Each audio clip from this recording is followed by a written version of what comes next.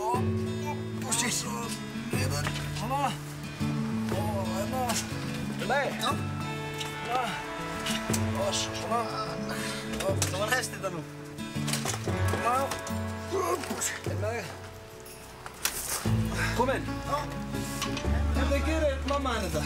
Já, hann tók ég bara í. Já, það þarf að ýta því þannig inn.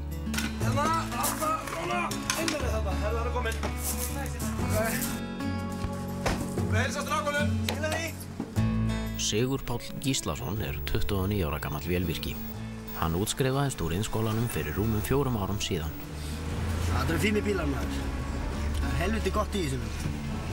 Sigur Páll í hjólastól. En það er ekki vegna þess að hann sé lamaður og ekki vegna þess að hann hafi lent í slysi. Nei, Sigur Páll einn af þeim sem lærði aldrei að labba.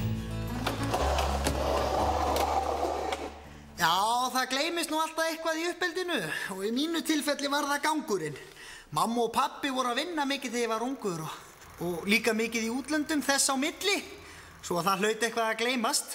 Nú, annars gekk mér mjög vel í skóla og ég reyk ekki og ég drekk ekki, þannig að þetta er bara eitthvað sem gleymdist. Það búið að tjekka bremsuklossunum á súkunni? Nei. Skal varja.